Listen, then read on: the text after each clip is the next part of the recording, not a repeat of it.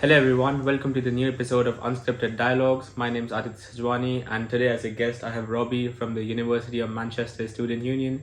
He has been the Activities and Culture Officer and he's in his second year during his tenure. And he's worked at the Education, Transportation and Housing Policy as well and very much involved in student politics. It's a pleasure having you on the episode today. Thank you so much for having me. I'm really happy to be here. All right, let's begin the episode.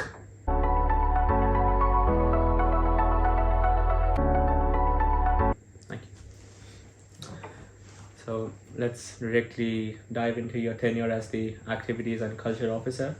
Last year when you received the cost of living payment, £170, that's quite a lot of money. So how did you come up with that idea and what went behind to it? Yeah, so that was a large project for sure. £170 for every student plus another £230 for the 10,000 students who are in particular need as well on top of that, which altogether added up to £9 million, which is a crazy thought. It was, as soon as I came into the role in the summer of 2022, it was clear that the big problem for students that academic year was going to be cost of living. We just had the war in Ukraine had just started, and we had Liz Truss's period as Prime Minister, crashing the economy and all the rest of it. So it was clear that kind of fuel costs were going to be increasing quite a lot, and inflation was going to be increasing quite a lot. And the student maintenance loan is calculated on 2-year ahead of time projections, so wasn't rising with inflation at all. It's worth saying it still hasn't risen with inflation. So there was clearly there wasn't going to be any financial support forthcoming from government, or very little anyway. So we kind of thought, well, in an ideal world, what's the biggest and best thing that we could do here? And we just thought, you know what, this is going to be a particularly difficult winter. Let's see if we can just give every single student a big sum of money. And then what followed was quite a few months of putting together lots of data and research, putting together working groups of people at the university and amongst the Students' Union as well, who basically were able to get a really good picture of the situation at the University of Manchester and what the University of Manchester students were going through, what they might need, and then make some key asks of the university senior leadership team. We started off by asking for things like more microwaves and boiling water taps around campus, which was something that actually didn't exist around campus before. So that was like our cozy campus idea, creating comfy spaces for you to kind of heat your food.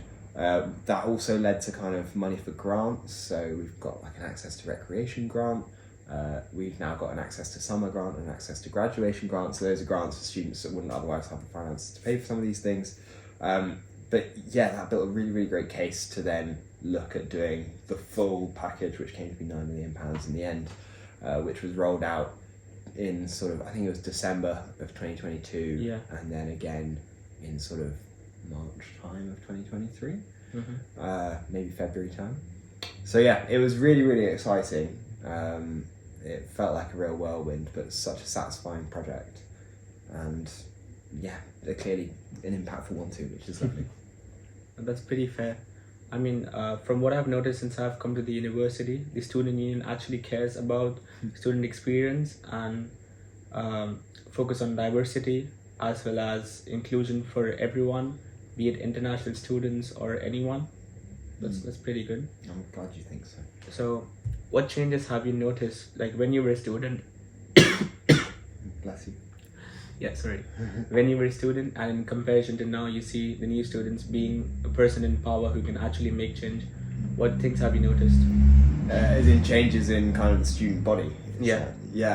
I mean, one thing that I reflect on following off that last point is just how much more difficult things are financially for students today.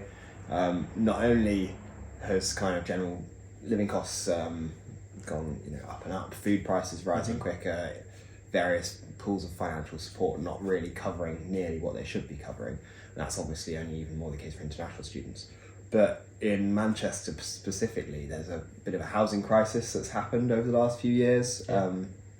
What we saw over COVID was that hundreds of thousands of people actually left the housing market. And then with the end of COVID, everyone comes back, and then suddenly there's not enough houses.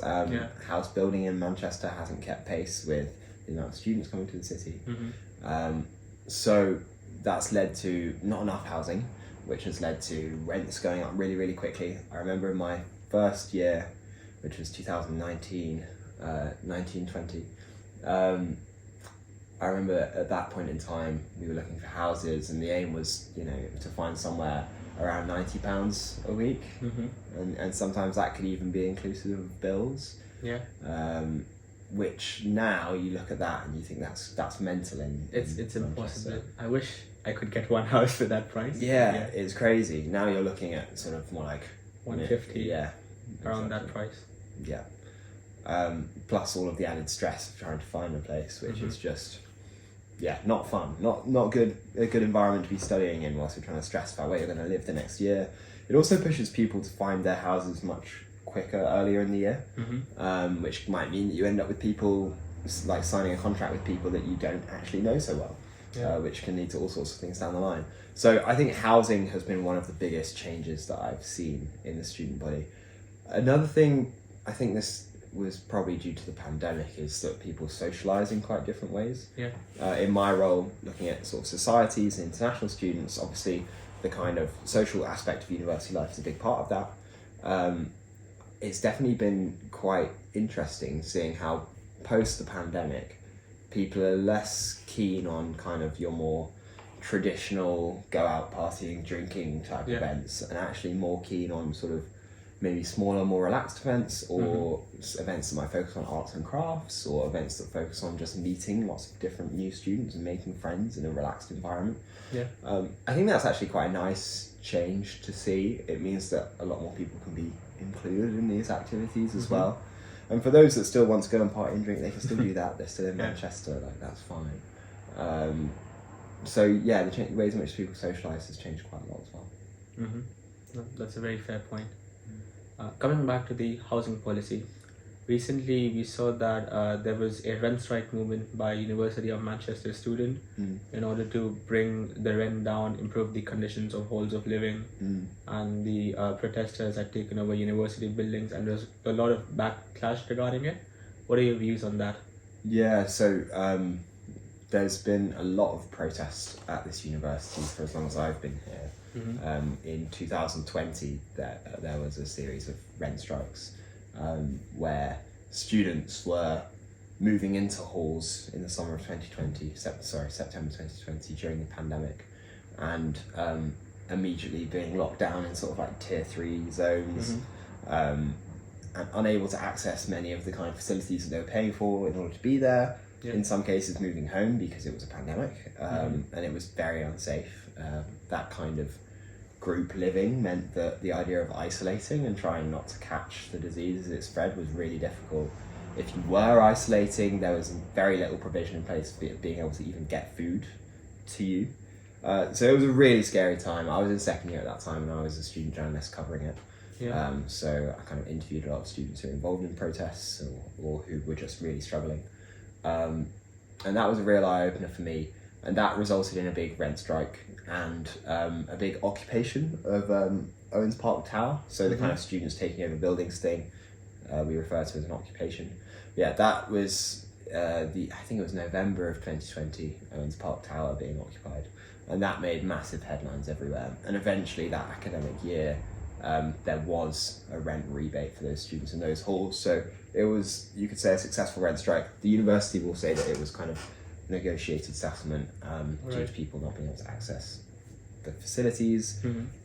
I think both can kind of be true at the same time.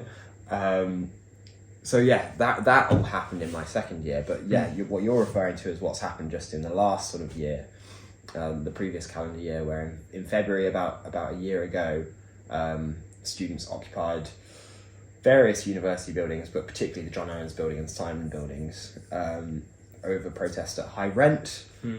What's my view on all of that? I mean, I'm really supportive of students taking direct action and protest. Obviously, it's not accessible to everyone. At least for all international students, many times their visas can be contingent on not taking political action, which is definitely a scary place to be.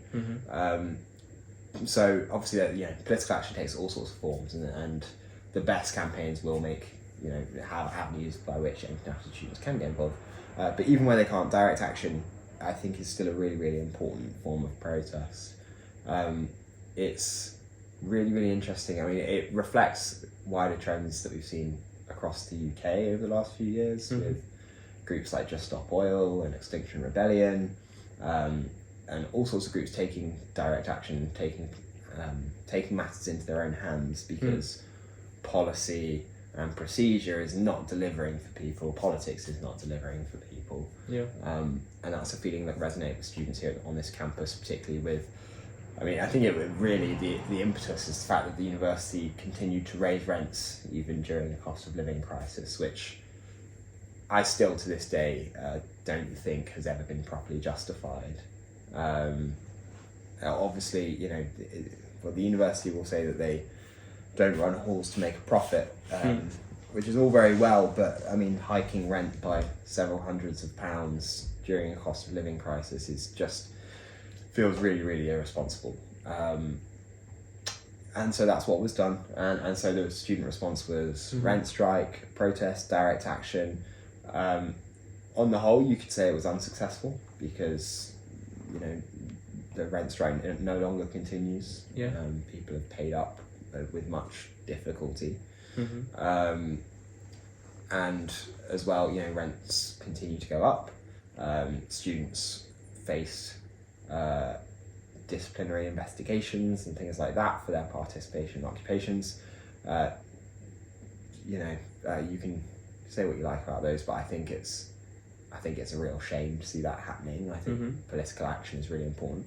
I think what this world really, really needs is people that have big and bold ideas and are prepared to go and stand up for things they believe in and try and make things happen. And I think that's the kind of student that we want to encourage on this campus. And rhetorically, it's what the university will say they want to encourage on this campus as well. In practice, I think a lot of students have often been scared away from taking action or campaigning because of the kind of belligerent way in which the February occupations were handled. So yeah, that's my big rundown of things. I think it's such an important thing, political action, something that we're losing globally as well. Kind of civil liberties, civil freedoms are under attack all over the world. And I think, this is a front line like anywhere else, and students should be able to kind of have their say here as well. It also speaks to kind of maybe, I think, these kinds of things could be averted with proper communication and transparency between an institution and its members, students. So there's a lot of work that needs to be done there, and as a students' union, we've got work to do there as well, which we've been trying to engage in with some success. So yeah, it's a really, really interesting topic. It's something that's really interested me as a student of history and politics, because I think it's a time that these periods of students taking increased political action, I think, are fascinating in their historical context and their political context. We live in a really, really interesting time politically in the UK right now, and this is a big part of that. So it's something that I think is really, really important, for sure. That's very fair. I noticed that, for me as an international student, when the rent strike movement happened, I was a bit hesitant on supporting it because obviously I have my own visa conditions, and doing something which can be legally troublesome for me, I would rather stay away from it. So maybe that was one aspect in which they could have made it more inclusive or somehow, because international students do have their own voice in the student community. Absolutely. And that would play an important role. And also, do you feel that the change in civil liberties or the change in freedom of speech or political freedom of people has been impacted by the current political situations, like the UK government, and how it has changed in the past 3-4 years with change in prime ministers and elections coming up this year? What do you think will happen? Cool. Yeah, I mean, that's a brilliant question. A big question. To what extent do we think it's tied into the current political situation? I mean, it almost ties in with that point you just made around international students feeling able to participate in political activity. Obviously, the UK has had quite a few political trends over the last decade, one of which being this kind of anti-immigration rhetoric that's come through time and time again, which is tied in really heavily to the kind of what I would call maybe the securitization rhetoric, whereby the state is increasingly exerting control over people's ability to protest or take action. I mean, it's interesting that before recent Just Stop Oil protests, no one had been prosecuted for peaceful protest in the UK for decades, if not centuries. Well, we'll go with decades. And you know, just in the span of a few years, we've had so many people prosecuted for peaceful protest because of new police powers. As a student of politics and a student who's been studying politics through a pandemic, a student who, I mean, I only chose politics. I think the reason that I chose the degree that I did was partly because I grew up during the years of the Brexit referendum, and I think that really stirred up a lot in this country, or maybe you could say exposed a lot that was already there of these kinds of divides in thinking, very much at a crossroads politically the UK has been, and I hope that there's still a chance to change course. But having grown up through all of that, I think it's really, really made an impact on me, and it's been present in my mind throughout my period of time in this role. And I think being in this position at the Students' Union, I don't have formal authority or power over particular areas of policy or procedure, but I can advocate for things and speak about what I think is right and important.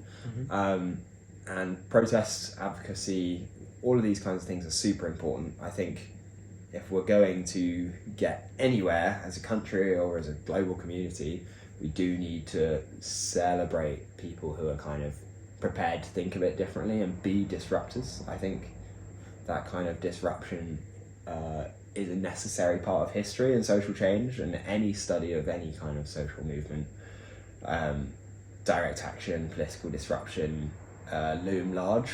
And it's often something that's suppressed from mainstream education as well, but I think it's just super important, and if we lose it entirely, we will really, really struggle to kind of dig ourselves out of the hole that we are in as a country, but also globally, I think, as well. So there's my maybe equally grandiose answer to your large question. It's a very fair stance, I would say. Quite thoughtful. It's a pretty good answer. I'm glad you think so. Yeah. So, okay, coming up to my next question. What do you think of the Just Stop Oil protests? Some time ago, I can't remember the exact month, but it was like some paint over Ali G, and then it was happening all throughout the major universities in the UK, and there are flyers all around the city, because this is quite a controversial issue, I would say. I mean, I think it's certainly elicited like quite differing responses from different people, but it's certainly my view that on the whole it's a good thing.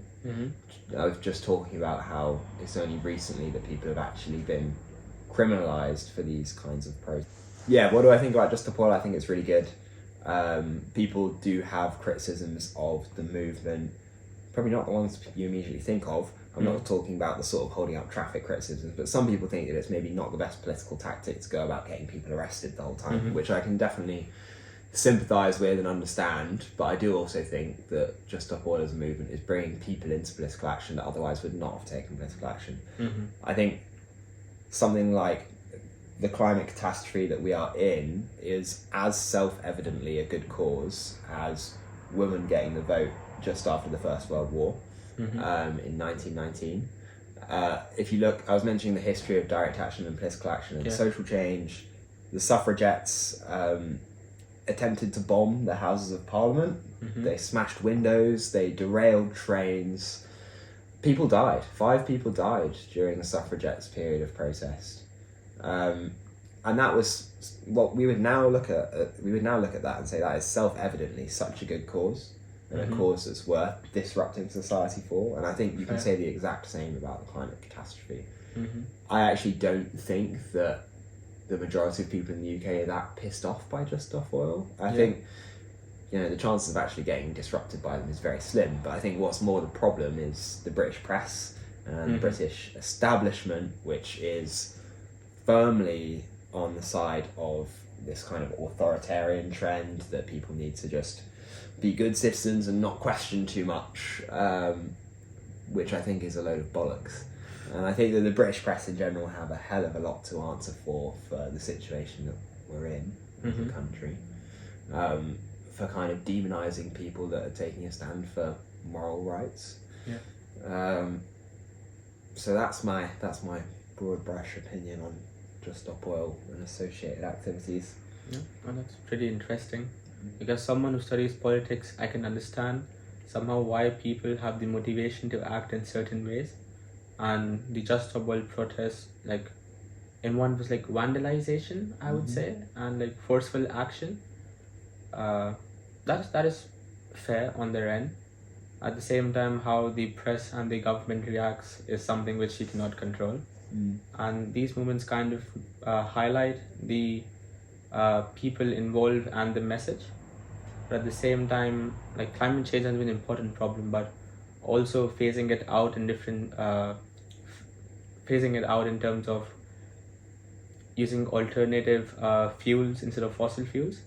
That's also an important point to be considered in terms of rate of change. Yeah, and I think it's probably important to draw back to, I mean, Just Stop Oil's have one goal and one goal only, which I think is very smart campaigning. And their one goal is no new oil and gas licenses from the British government, which is really quite a simple demand to comply with, and I think a very doable one given the way alternative energy sources work. But you talk about kind of message as well. There was one student, not from this university, but a student who came and threw paint on the Alan Gilbert building, as you mentioned. It's worth saying as well, they do it at different universities to avoid disciplinary action. So one student came and threw paint on a building here at the university. The response was 7 police officers, including 2 with guns. Yeah, no. I saw that happening in front of me. Yeah, when we're talking about message, one 20-year-old kid throwing a bucket of paint on a building and then sitting down cross-legged awaiting their arrest with 2 armed police officers and 5 more, and press headlines that are going to berate them. To my mind, it's abhorrent and almost impossible to believe that that's the kind of response and that's the kind of messaging that the state and British press would like to put across. But that's why I think the cause is so important and kind of touches so many people. That's very true. And I hope a solution is reached, because in the end, climate change is an important problem and it has to be tackled in a manner which is efficient for the economy, but as well at the same time doesn't cause harm to the environment. Keeping it diplomatic. So we are talking about the transportation policies and campaigning by you, as well as meeting the mayor about it. Tell me all about it. Cool. Yeah. So one of the best things that I've been able to do in this role has definitely been working not just on the university campus, but across the whole of Manchester. So we've partnered up with the other students' unions in Greater Manchester. So that's the union at Manchester Metropolitan University, the students' union at Salford University. There's also Royal Northern College of Music right next to us that has a students' union, and Bolton as well. So the 5 of us meet up to kind of strategize and campaign for great things for students within Greater Manchester.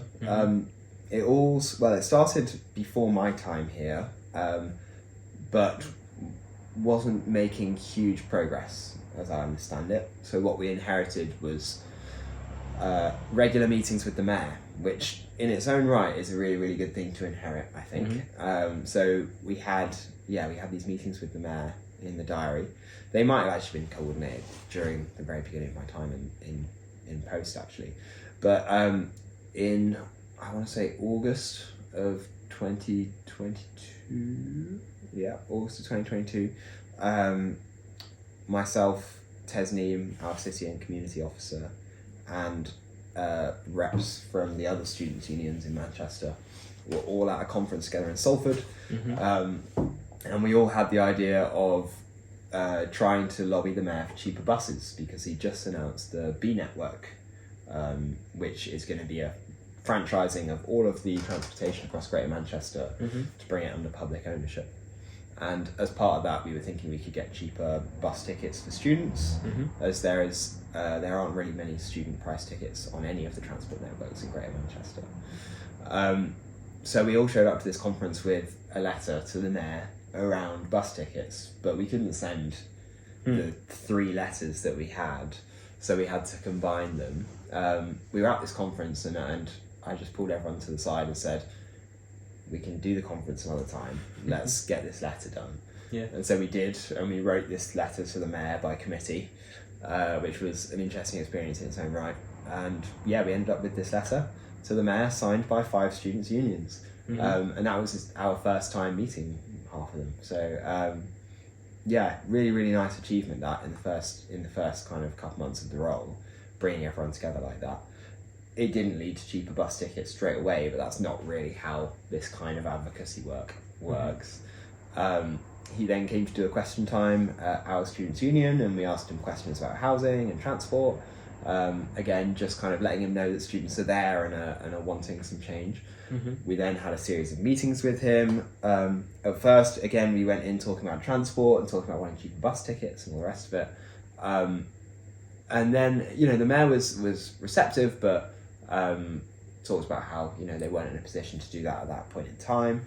And we kind of came to realise that the ways in which we were trying to work with the mayor was maybe not the most productive, in the sense that we were going there and just asking for things, which isn't actually how you get things. And as I'd known from my parallel experience getting that money from the university, what's actually much better to do is to propose to work together and then mutually navigate your way towards things that are beneficial for all parties. So we proposed to do a student living strategy for the city, which would cover housing, transport and safety, which we set out as our 3 big priorities for students. And after many, many more meetings with the mayor, the combined authority, councils, universities, we were able to get everyone to kind of commit that they were going to do this strategy. The mayor wanted it to be a student living and staying strategy, as graduate retention is going to be a really big part of the kind of economic future of the city region, so that's what's in it for him. The universities have already committed to working collectively as part of the city, so that ticks their box. And yeah, I'm really, really pleased to say that in our last meeting with him about a month ago, just at the end of January, he said that he would commit to doing a student living and staying strategy for the city region of Greater Manchester and put that in his manifesto for the upcoming mayor's elections in May, which is really exciting as far as measuring the success of local lobbying goes. A manifesto commitment is a really, really good one. It does mean that the actual change itself is still on its way, but these things do take a lot of time, is what I'm learning. Particularly working with lots of multiple different large authorities, things take time, or with their own governance structures as well.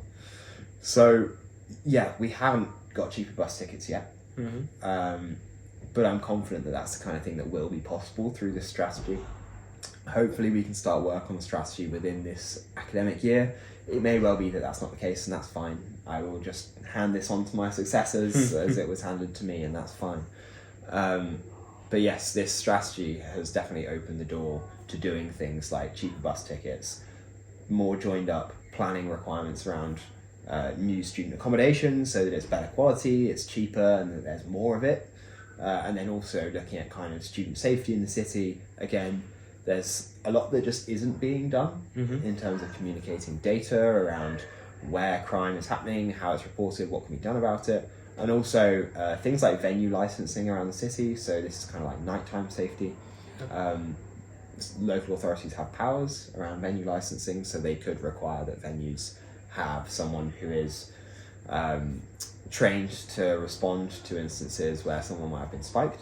That could be a requirement, or they might require that people need safe rooms for people to go to if they've been the victim of spiking or similar. These are things that aren't in requirements now, but could be. So this strategy is going to basically be an opportunity to bring all of these ideas together and make a load of kind of really great wins for students that work out for the city, for universities and the student population as a whole. There's so much opportunity there because it just hasn't been done before, which is really, really great. So there's so much you can do actually at zero cost as well, particularly the safety stuff and the housing stuff. Transport, subsidised bus tickets, it will come at cost most likely, but that's something that we can still definitely lobby towards. So yeah, it's a really, really exciting project. Not something that I expected I'd get the opportunity to do coming into the role, but it's been really, really rewarding. And lovely to work with all of those other students' unions as well. And as part of the team, we've got a dedicated member of staff employed across all of the different students' unions called Joel, who's brilliant, coordinating it all together. So it's become a real project. It's even going to have its own webpage shortly, which will be really cool. And then next, we're kind of gearing up to elections.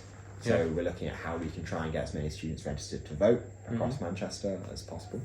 So that's really exciting too.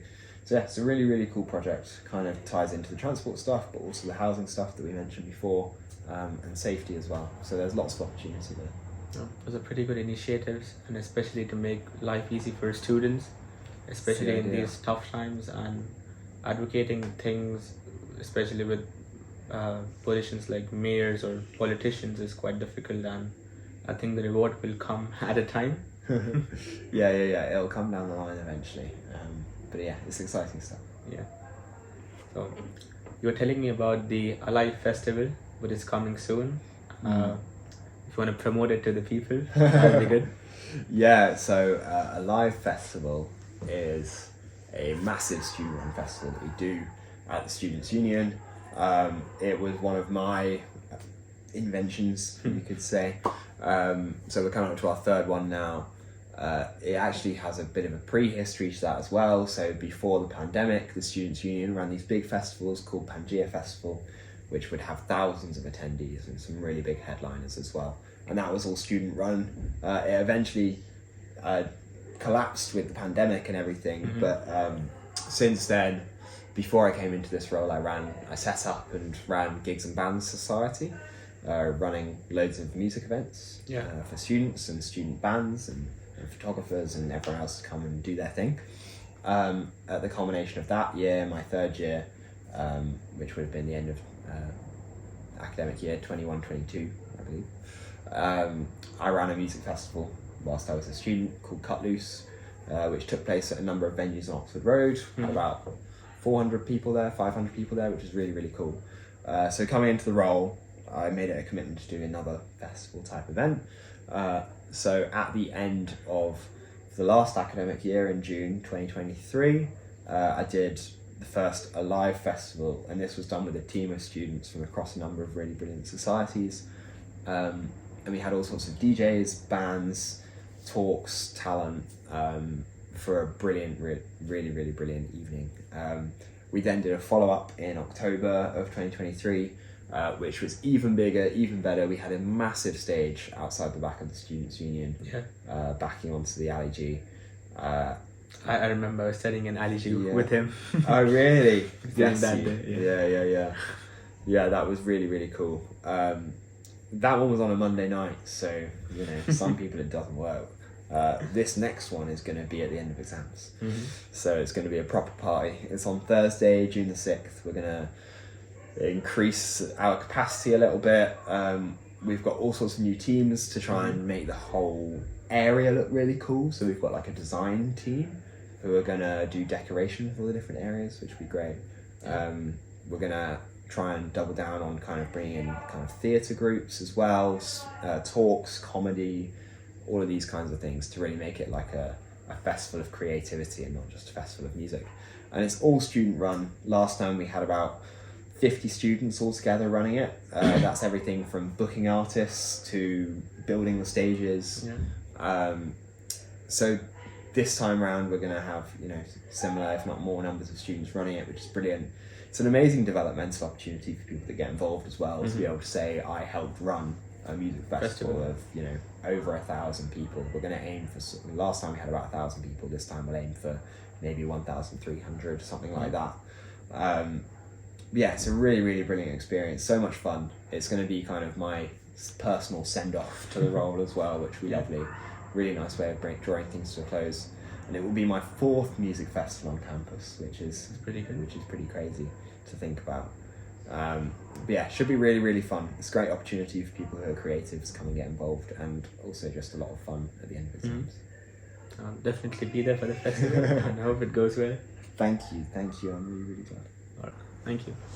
So I've got my last question. This is more of a personal one. Mm-hmm. Where do you see yourself in the next 5 years? Whoa, where do you see yourself in 5 years' time? Good question. Difficult one to work out, actually. I think working out, for anyone around this age, what you do in your future is, is a scary one sometimes. Mm-hmm. I've loved this job. Before I did this job, I actually just wanted to play guitar. Yeah. I'm a musician. And I definitely want to rediscover a little bit of that coming out of this job. But it has also ignited a real passion within me for kind of political change. Mm-hmm. So I really hope that what I do next kind of follows that path, though maybe with slightly more work-life balance for me to have some hobbies still. I'm going to look for jobs working at the Greater Manchester Combined Authority, which is the authority that I've been talking about, that the mayor heads up, that manages Greater Manchester's services and that kind of thing. So that would be really exciting. I think now is a very exciting time to be in Manchester. All of the devolution that's happening here makes it a very politically interesting place. It's also got Andy Burnham at the head. It's a Labour authority, which definitely aligns more with my own values. And I think, we do need really fresh political ideas, and I think that Manchester's got some of those. So I'm going to see if I can explore that a little bit.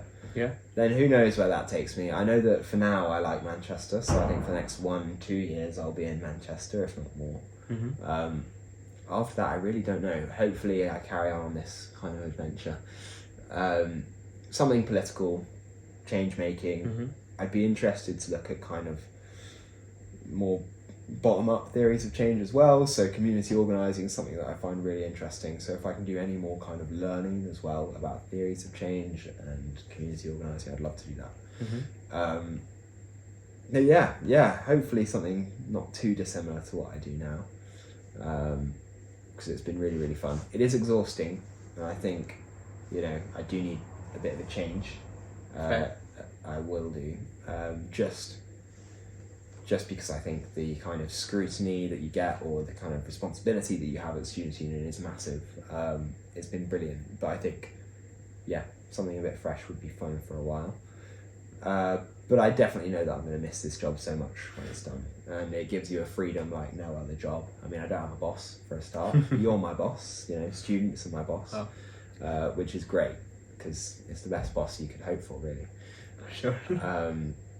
And just the freedom to run a music festival 1 second and then speak to the mayor the next second and then do this is brilliant. There's no other job quite like it. So, I'll miss it a hell of a lot. But it's definitely ignited some passions within me that I will continue to work towards over the next few years. Yeah, that sounds like a pretty good plan. You're striving to create an impact on the society, and that's wonderful. Thank you. I really appreciate it. Do you have any questions? I'm just really, really happy to be on the podcast, and I really, really appreciate that. Do you have a vision to continue the podcast into the next academic year? I just want to get perspectives of people on different issues and how it can give value to people. That's my only aim. So nice. Well, I can definitely see that there's a real need for that, so I can see that being a big deal. I think it's lovely, the idea of doing this with, you can do it with all sorts of people on campus, and I think there'd be a real appetite for it as well. So thank you so much for having me. Really excited to see what happens next with you and the podcast and everything else. Thank you so much, and good luck with the festival and all the wonderful stuff you're doing at the Student Union. Thank you. I'll see you there. Thank you. Cheers, man.